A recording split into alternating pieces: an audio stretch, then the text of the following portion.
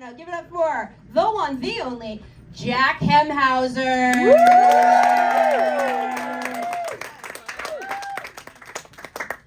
Quite the kind intro. She's my cousin, so this is like a Nepo thing.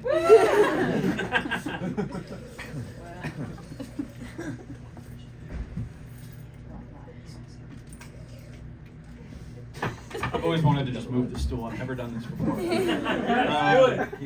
Like she said, my name's Jack, and this is my first time ever doing stand-up.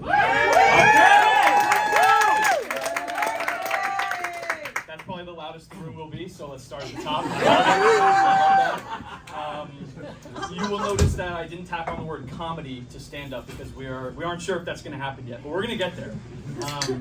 So I was figuring out how to start this, and I figured I would just introduce myself, talk a little bit about me. So I'll just shoot off some fun facts. I like to write music. I have never had a dog as a pet.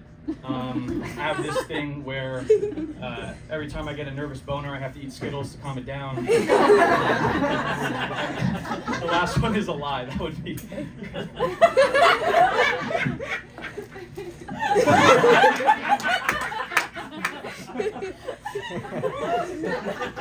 I'm 23 years old. I live in my mom's attic, and I have been struggling with red hair for my entire life. I'm a recent college graduate. I graduated from Penn State with a degree in film. I had a joke where I was going to say you're allowed to boo, but that's cool that everyone cheered for that. But so I was looking up how to start this, and a lot of comedians say, you know, tell a story or tell your truth or tell a lot of truth. And I thought that was a little weird at first because I don't think that, I don't think the truth is very funny in certain instances. For example, you know, you're meeting someone's brand new baby for the first time, and they push the thing toward you, and they're like, look at him, he's so adorable, isn't he? And you're like, no. He looks like something I would throw a grenade at while I'm playing Halo. Or they bring out like a freshly jellied, you know, creature from straight out of the V-section, and they put it in your arms, and they're like, isn't she the cutest baby in the world? And you're like, no, that thing looks like it's reading my mind. Like, you know, my thoughts. So the truth wouldn't be that funny in situations like that. I love that. I think you did a knock-knock joke earlier, because I think that I love knock-knock jokes, but I don't think they're very truthful, you know? Nobody answers the door like, who's there?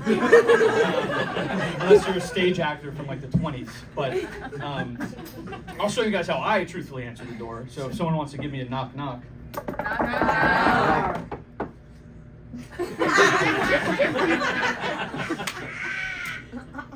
Mom, did you order a package? And then I wait 20 minutes for the UPS guy to walk away. But the more I thought about the truth, the more I was like, yeah, some really weird shit happens in real life. For example, and this next part obviously goes without saying, because I said I'm a film major, but I work part-time in retail right now. And I think that there's no better place to learn than in retail. I truly believe that everyone should work in customer service, you know. What better place to learn than within the four walls of a building where you sell Dwayne "The Rock" Johnson branded shoes? Yeah! I've learned a lot. I've learned conflict resolution. I've learned time management, you know, how to work as a team, that JFK Jr. is coming back from the dead next year to run for president, that COVID-19 was assembled in a Russian lab and sprayed down like an aerosol from a satellite. Customers taught me those ones. Zac Efron eats human hearts to stay young and healthy. Customers taught me that. I get a lot of really good customers at my store. They like to talk a lot. And if the Zac Efron one is true, keep eating the hearts, man. I mean, we've seen the guy, right? That's a good looking, you know, just chiseled kid. He is.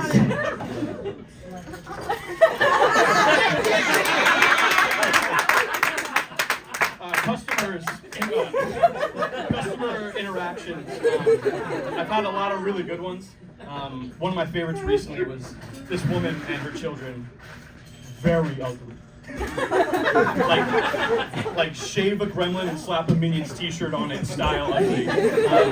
They come into my neatly folded table and I'm folding shirts, and of course they just start pulling from the bottom and wrecking it. You know? They have no regard for my mental health. And the kids are fighting over an iPad, as kids do. They want to play Fortnite. Me too, but we're all at work, so I can't do it. The mom has this look in her eye, and you know, from looking at her, clearly she's had the worst day of her life for the past 4 years or however old the kids are. And finally, she just is sick of their arguing over the iPad, and she snatches it and she goes, "Hey!" And just yelled and scares the shit out of everybody in the whole store. Yelling in public like any good American white woman would. And she continues, "Sharing is caring. Do you know the first person to ever say that?" And now I'm like, whoa. Okay. She is about to drop some ancient knowledge on me, some really cool trivia, which is awesome. So I'm very excited for the answer. Her kids don't look as excited to find out who the first person to ever say sharing is caring was. They look very scared of her, and so is everyone else in the store. But I'm on the edge of my seat, and she's staring at them, and she's leaned over, and she finally blurts out after 10 seconds of waiting, "It was your grandmother." And then she collapsed and burst into tears. Yeah, first of all, no. Grandma did not say that for the first time. I'm sure that phrase was coined 100+ years ago. Second of all, get over it, okay? We've all had a grandma die, right? Oh, yeah, my grandma died. I'm not crying into the shirts that I'm folding, okay? And lastly, with respect, rest in peace to Grandma. I'm sure she was just lovely or extremely racist. With old people, it's hit or miss. But so, with all of my customer service training, the way I dealt with it was I leaned into my walkie-talkie and I said, "Yeah, I'm gonna take my 15 early." And I bolted, and I'm not dealing with that shit. I'm not paid enough. Thank you, everybody.